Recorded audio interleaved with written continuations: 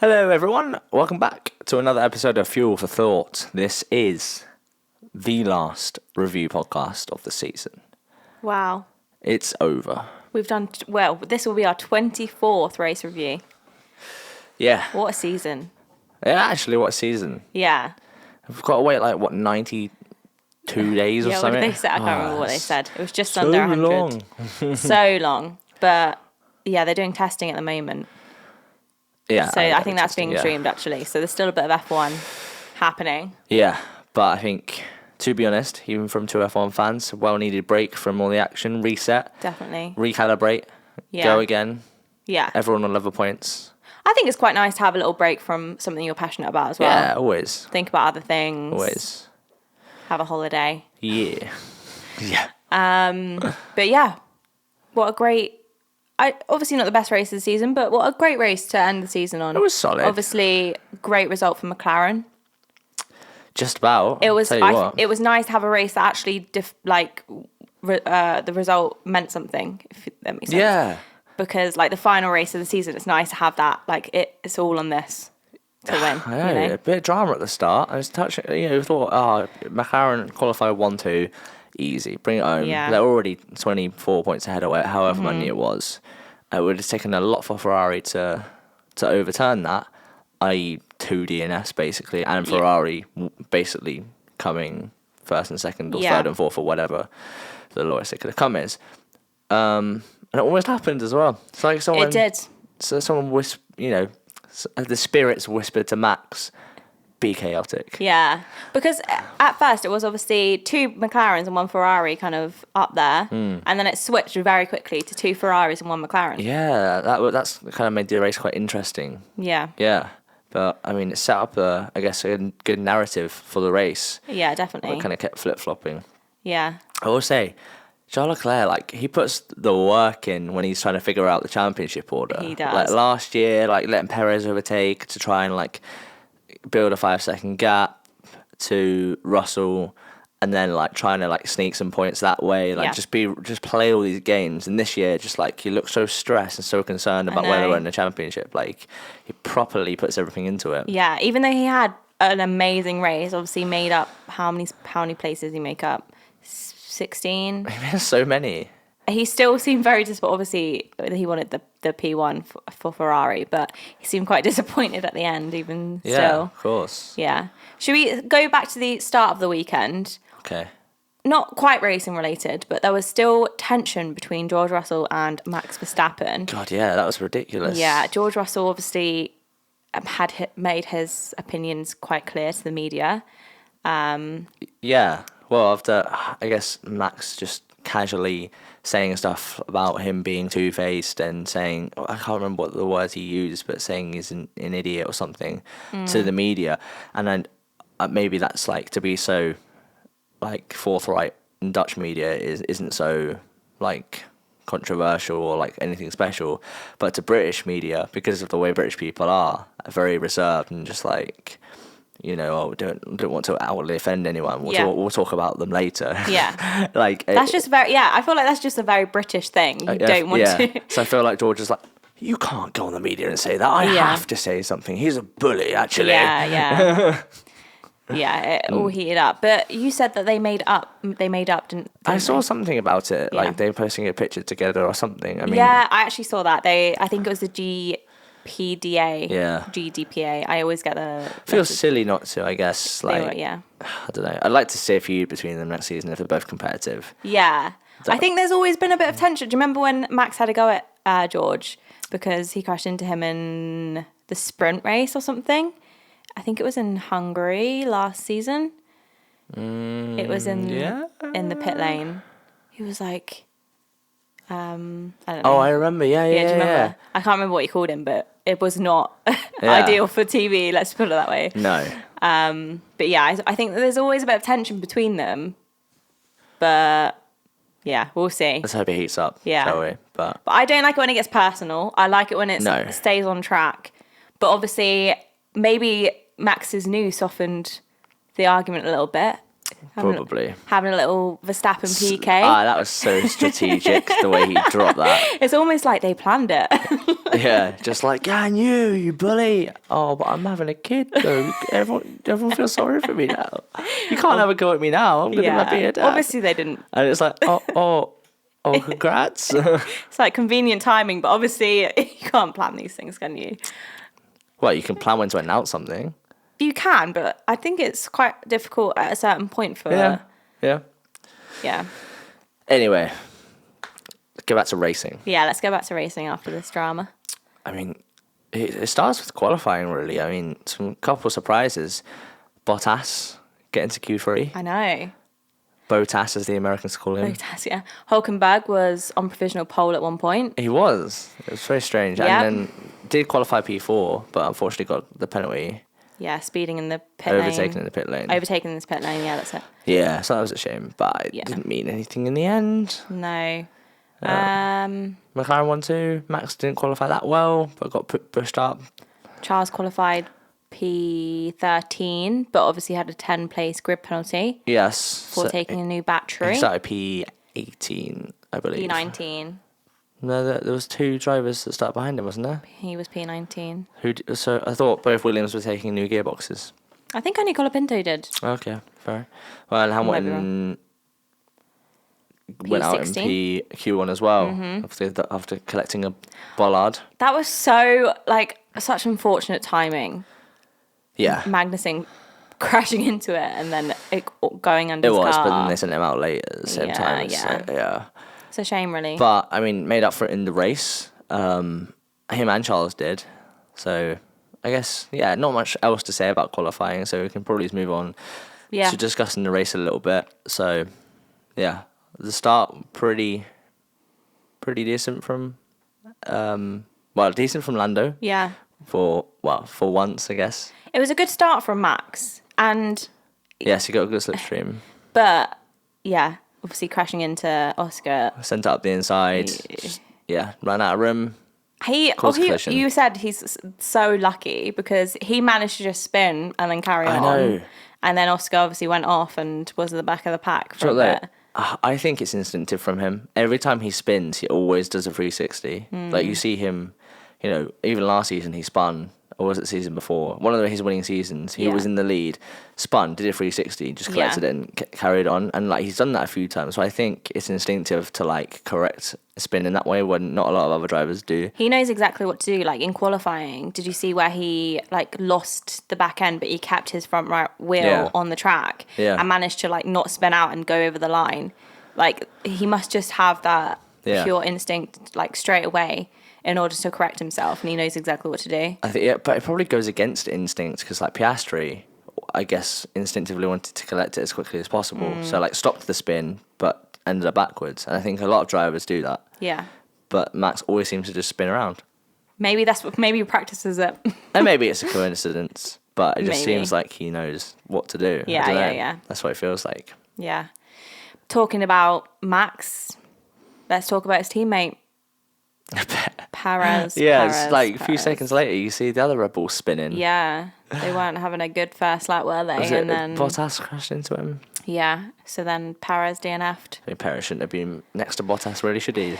No. Let's be honest. No, he shouldn't have. But this was his last chance, his last audition for that Red Bull seat. Yeah. And, I know he's been a bit unlucky here and on other occasions, but make your own luck. I agree. Bad luck at bad times only sort of compounds the issue. If you have bad luck when you're performing well, fair play is a conversation to be had. Yeah.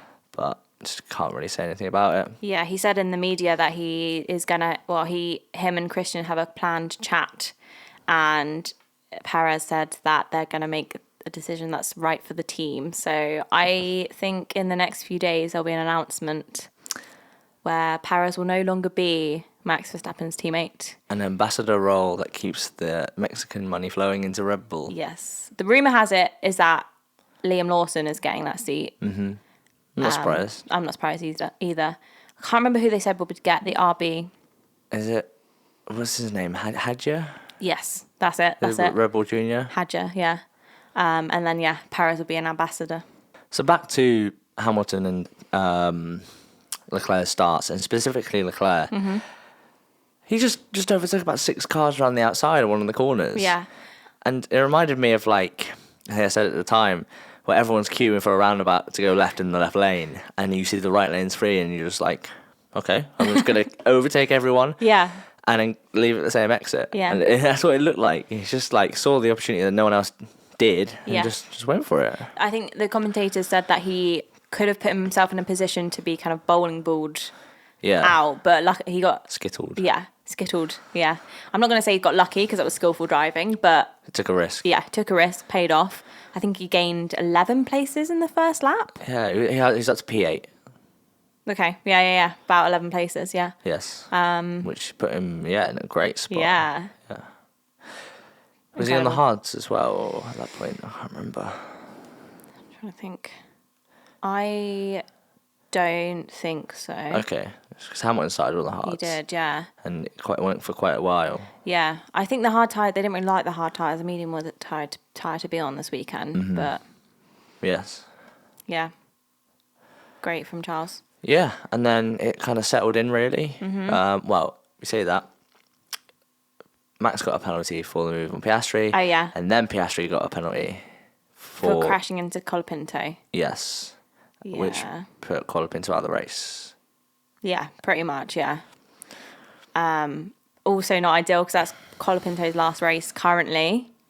Yeah. I think he's done enough Yeah, to earn something in the future. yeah.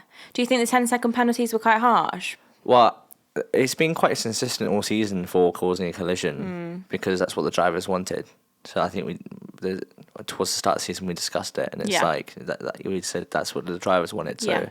fair enough. It was good to see more consistency this race with the penalties Yes. because, yeah, obviously Max got that penalty, which was good for Oscar. I guess obviously not good for his race because he was already behind, but at least Max got what he should have got for crashing into Piastri. Yeah. And did you hear Piastri's radio? He was like, Good. He was like, move of a world champion. Oh. No, when they were like, oh, he's got a penalty, he just went, good. Yeah, and then like 5 minutes later, Piastri got a penalty, Yeah. which obviously he should have. But yeah. Bottas was having a bit of a race, wasn't he, in his last race? Yeah.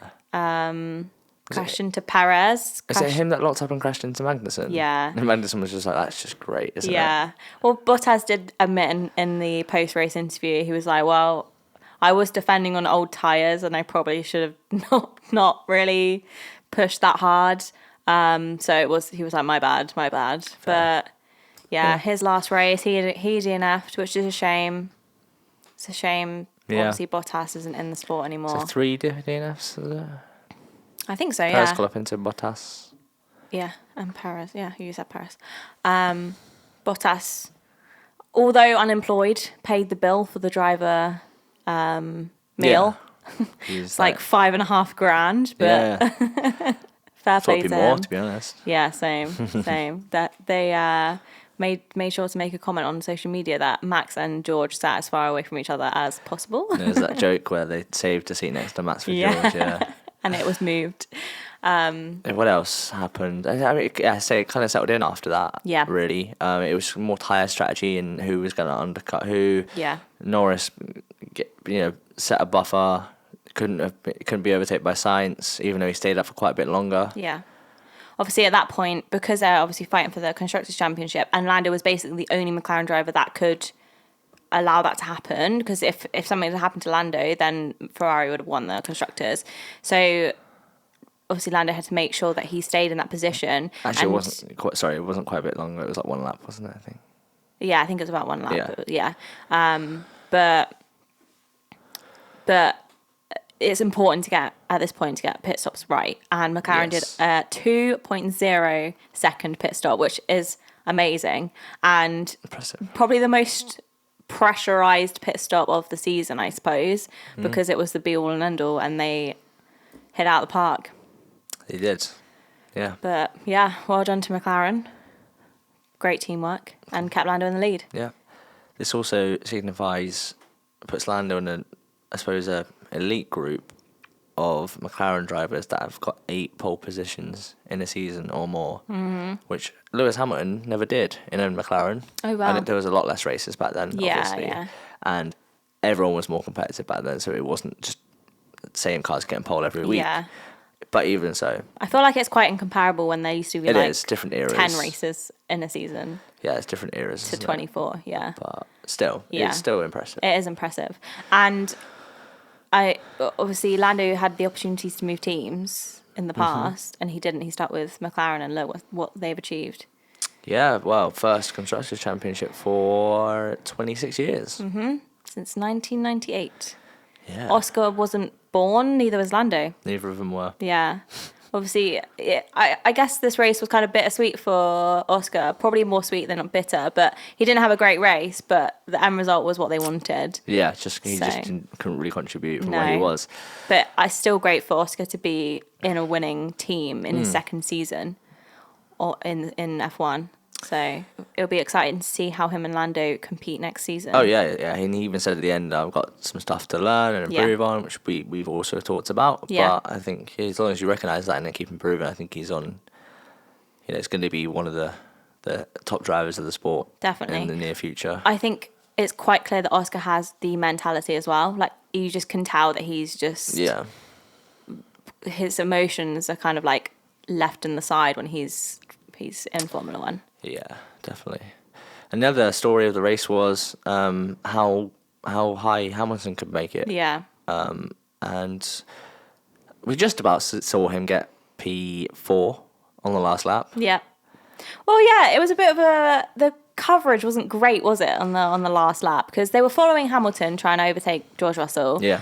And they were following that, and then they said that Lando crossed the line, which we didn't see. So then they panned to the fireworks, and we missed Lewis overtaking George. So we didn't get to see Lando winning, nor did we get to see Lewis overtaking George.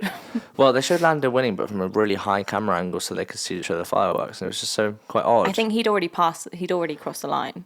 Oh, I thought he hadn't. No, I thought I he'd saw already him cross. crossed the line. Yeah. Okay, It's well, a shame, really, but yeah. yeah, very odd.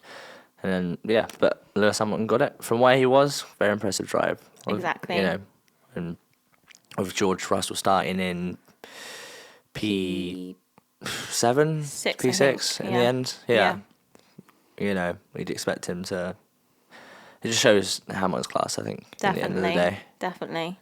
Yeah. Finished in P4. Bono said his famous line, Hammer time. It's one hammer time. last time. I saw Bono was a video of Bono leaving the paddock in Lewis's like Tommy Hilfiger outfit. I think it was like a denim, I don't know what it was, just a full denim outfit. And I think he great. was wearing Lewis's outfit. Yeah. It's going to be so weird. Yeah, seeing him in red. Yeah, seeing Lewis in red, him not having Bono anymore. Yeah. What's happening with these tyres, man? We are checking. Yeah. We said that at the end of the race when Lewis went and spoke to Charles. He was like, next year we've got it. Probably did as well. Probably. Well, Ferrari came P3 last year in the P2 this year. constructors. Exactly. So what's next year? P1? Possibly. No, Ferrari came P3, yeah, you're right. So, it was between Ferrari and Mercedes for P2 and P3, yeah. Yes. Charles isn't going to let another year fall through his fingers. Their time will come. I do think Ferrari having both cars in P2 and P3 with that gap between Carlos and Charles, I think it was like a 24-second gap or something. They could have done something different True. to risk it. Like, there was nothing really to lose. They were going to come P2 anyway. Yeah, who cares about another P2, P3 on the last race of the season? When Exactly. The only thing up for grabs is the championship, which you're currently not winning. Exactly. So they could have pitted Carlos onto mediums. Yeah. And he could have, he might not have, but what have they got to lose? Well, yeah, it's true. I mean, I don't know if he'd have come P1 and Lando came P2, McLaren probably still would have won. But then if They Lando would have, came yeah. P3, I haven't done the maths, so I don't know. But if Lando came P3, I don't know. No, they needed to make up like a 23-point, 24-point deficit. Yeah. But they still could have done something, I think. But Yeah, I guess, yeah. In that position, I think it probably wouldn't have been enough no. to do that. Yeah, they probably looked at that then. I didn't actually think about that. But I thought they could, I thought they're just playing it safe when they could take some risks. They would have had to have not landed down to like P7 somehow. I guess just like bring it home. Yeah. But then if they put pressure on Lando, then maybe Lando would have had to pit again, and then maybe something could have happened. Do you know what I mean? Like, if they'd have done something, maybe it would have changed the outcome of the race. Yeah. I'm not complaining, though, as a McLaren fan. It's nice to see them win. But, yeah, it's just interesting that they just didn't take any risks and they just stayed in their positions. That's just my opinion. But, yeah, it was obviously Charles was a bit disappointed with coming P2, but after the podium happened, he had to go back out and film a scene for the movie with Brad Pitt and George Russell. It's always a bit weird, like, that film, I appreciate them using real sets and, like, going to locations rather than just green screening everything. Yeah. But when you see it out in, like, in and amongst, like, real sport and real competition, it just, like, it's just cringe. Yeah. And like I don't know, I guess you just kind of have to accept it really, because it's for a product that at the end of the day we're probably going to appreciate and like Definitely, enjoy. yeah. Definitely. But like just seeing it, I don't know, it's something about it. Like It's Brad Pitt like, sauntering around with all the other drivers as if he's one of them. yeah. It is just a bit bizarre, isn't it? Yeah, it's I quite think bizarre. I think the film will come out amazing though, and I think it will be really good, and I think we'll really like it. Let's hope so. And I think we'll appreciate like the fact that the drivers that we watch are in it and all of that. That is true, and it's accurate. Yeah. Apart from leaving his gloves on when he gets out of the car. But I think, yeah, it is a bit strange watching that all happen. Yeah. Yeah. Yeah. Anyway, it kind of brings us to the end of the race. So we've got some predictions. We do. We can have a little review, have a little look, see how wrong we are. I think I'm quite wrong, We're actually. Very wrong. Ooh. Yeah, I think I'm quite wrong as well, to be honest with you. Right, my qualifying, I said Pierre Gasly would qualify P3. I actually think he qualified P5, so I don't think I'm far off. Yeah, he did well. He qualified just ahead of Russell. He qualified P6. Yeah, but I think he started P5. Yeah, he started P5 because Yeah. Hulkenberg got his grip penalty. But yeah, I knew he'd be up there somewhere. I had obviously had more high hopes than what he did, but he did an amazing job and did an amazing job all weekend. He's been doing a great job for the last few races, actually, which obviously puts him kind of like in a better mindset, I guess, for next season. Yeah, and it increases his stock. Yeah, and just to kind of like link to Alpine, obviously we're doing our predictions, but I thought obviously Ocon and Alpine made a mutual decision for Ocon to not do the last race so he could test for Haas. Mm-hmm. However, Carlos Sainz is testing for Williams after doing his last race for Ferrari. Yeah, but maybe the contracts are different. You don't know. Potentially, but I don't think, from Ocon's statement, I don't think it was a mutual agreement. But it's like Hamilton's contract doesn't allow him to test for Ferrari. Okay. That's why he couldn't test for them, because he's still got obligations to Mercedes. Right, okay. So Maybe it depends on the contract. But I did think it was a bit harsh to put a post up for the 2024 drivers with Jack Doohan, who raced one race of the season, and not Esteban Ocon. But obviously it is who's there when they take the picture. But I just thought it's a bit harsh. Do you know what? Like, it was such like a nothing race, I guess. But you want a quiet race if you're Jack Doohan. But even so, like, the only time I really saw him was when Pierre Gasly was lapping him. Yeah. I guess it's good experience for him, isn't it? I suppose so, yeah. It's just, I just thought it was a bit of like a shame that Ocon didn't make any of the kind of like end of year pictures, even though he'd raced for 23 races of the whole season. But that's, Yeah, maybe. obviously that's just not how it works. Yeah. Probably wasn't even in Abu Dhabi. But yeah. Sorry, that was a bit of a tangent from my predictions. But yeah, P2 I predicted for qualifying Charles Leclerc. Didn't happen. And pole position, I predicted Max Verstappen. Didn't happen. No. Nah, he qualified fifth. I should have just gone with Lando, you know. Yeah, well, I said George Russell would come third. Mm-hmm. He came seventh. Lando Norris would come second. He got pole. He did indeed. And Charles Leclerc would qualify for pole. He qualified 13th. Opposite of Paul. Yeah. Wow, almost. Yeah, it wasn't great for Charles, but he obviously made up for it in the race. In the race, I said, oh my gosh, I'm actually so good. I said Charles Leclerc would finish P3. Okay. Carlos Sainz would finish P2. Yeah. Max Verstappen would finish P1. Almost. Yeah, almost. Should have backed him. I should have. Well, I got less right than you, but I was almost there. Okay. Max Verstappen in P3. Mm-hmm. That didn't happen, especially with the penalty. Yeah. Just a bit of a nothing race for his standards. Charles Leclerc in P2. Almost, he was up there. He was. And to come from P18 to P3, very impressive. Yeah. And Lando Norris in P1. So you got that right. Well done. I did. Yeah. It was nice to see him basically lead the whole race. I'm pretty sure he did lead the whole race, I think. Yeah, he did. Yeah. He would have got a Grand Slam if he got the fastest lap. Pole to win, which is quite rare for Lando, but yeah, maybe he's been working on that. Bold predictions. I said that McLaren would win the Constructors. Okay. Full stop. No, I said McLaren would win the Constructors by 1 point, which they did. It was like 14 points in the end. I did think, like, it was there a possibility where they could have won by 1 point? I think there was. I'd have to kind of do some maths on that, which I probably will not be doing, but... They ended on 666 points. They did. 14 points ahead of Ferrari. Mark of the beast. Does that mean that car's going to be a beast next year? Let's hope. What was your first? My first... There'll be another weird penalty. And I think there wasn't. No, there wasn't. I think the penalties... It was quite consistent. Yeah, they were as expected, I think. Yeah. My second one was Bottas to score points. And where he qualified in P9, there was hope.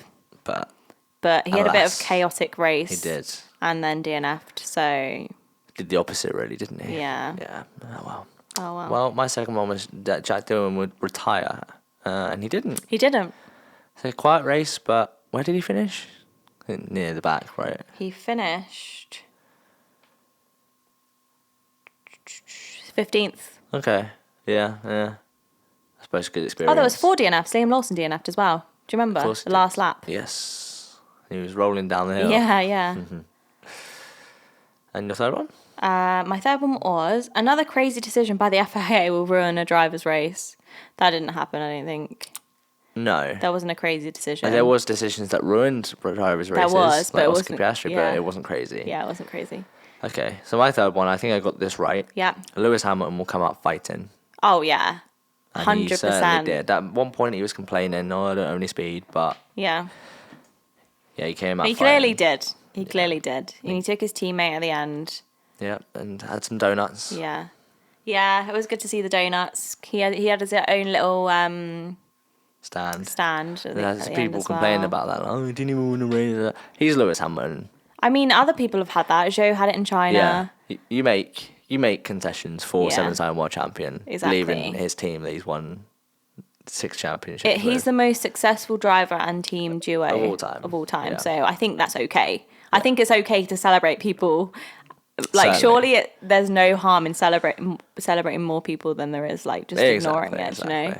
It was nice to see a lot of tribute helmets for people's teammates. Well, a lot. There was George, who had him and Lewis on the top, where he was a kid asking for Lewis's autograph, and then him and Lewis on the podium. I liked the little cartoon on the back of them both. And then you had Charles had one for Carlos. Did he? Yeah, it said muchas gracias with a 5 and a 5 for the S. Oh, that's for nice. the S's, yeah. That was nice to see. Zhou had one for his last race. Obviously, Bottas had one for his last race. It said, what's next? Yeah. Which I'm quite excited to see what Bottas does next. He's a very interesting man. I think I'll definitely follow him in whatever he does like next. Rally or NASCAR or something. Yeah. Lewis had one, and Niki Lauda tribute at the Red Mercedes star. Yes. I guess like Mercedes and Niki Lauda. Yeah, it said Danke on the back. Who else? Don't know. There was a few. Max probably had his world champion helmet on. Probably. I actually really enjoy the helmets and how creative they can be. Yeah, and they all like make them sparkly for And night also, races. I really enjoy how the Abu Dhabi Grand Prix is in sunset because the sky is incredible. And It I does look always cool. appreciate a good sunset, I must say. The cars driving by with the palm trees in the sunset. Yeah. That's nice. Yeah. So, as we wrap up this year in this podcast, there's one thing left to do. Okay. Driver of the day. So I said my driver of the day would be Yuki Tsunoda, and I don't agree with that because it was kind of just like a mediocre race for him. Yeah. So my driver of the day, I would have to agree with everyone's votes and say Charles Leclerc. Okay. But I think it's close between him and Hamilton because they both obviously made their way up through the field. Yeah, I think Leclerc deserves it more But yeah. for that race. Yeah. Definitely. But I just like how Leclerc was also thinking at the same time of like, what can I do for us to win? Like, what do we need to do to win? He's just a bit helpless this time around. Yeah. Definitely. My driver of the day was Lando Norris. Okay. And you could argue he controlled the race from start to finish. He put himself in pole. What more could you ask of him? No, yeah, he did everything that was needed for McLaren to win the constructors, which was incredible. He single-handedly won the constructors of this race. Obviously, it was a team effort all season, but this race, he single-handedly finished it off. That's probably a better way to put it, because there's no way I want to take away from Oscar's contributions all season, because he's been excellent as well. Yeah. But yeah, so, okay, I mean, I agree with you with Charles, but also Lando, Yeah, I agree, is arguably driver of the day. Yeah, I can understand that. You said, who did you predict to be driver of the day? Didn't you say Valtteri Bottas? That's Lando.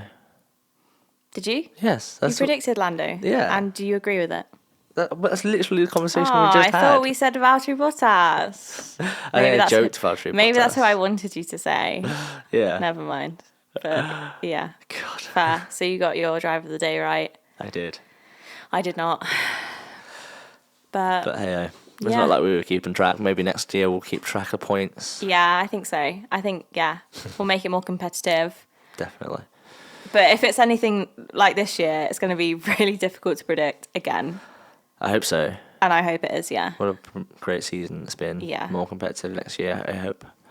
Lots of new drivers. Yeah, so many new drivers. There could be even another new driver if Perez is out of Red Bull. Interesting new team switches. Yeah. I am so looking forward to seeing Lewis in that Ferrari. Same. I really want to see that happen. And then I also want to see how that affects Charles's performance. Like, he could bring it even more because he's fighting against Lewis Hamilton. I am quite excited to see Carlos. Yeah, I knew you were going to say that. But also, I mostly think it's just going to be like when Vettel was in the Aston Martin, because if they're not competitive, then it's just going to be a sad look at a brilliant driver in a rubbish car. Or like Kimi Räikkönen in the Sauber, the Alfa Romeo. Yeah. It's just going to be like, come on. My worry is that if he's in the Williams, like that's kind of like the beginning of the end if the Williams isn't performing, because I don't think so. I hope not. If he shows enough, Ferrari will bring him back. Yeah. When Hamilton retires. Yeah. That'd be good. Surely. Yeah. Yeah. We'll see. Or Red Bull. Yeah. Yeah, well, it seems like they didn't want him. Yeah, true. It'll be interesting to see how it all plays out, especially in 2026 when there's another team joining. Yep.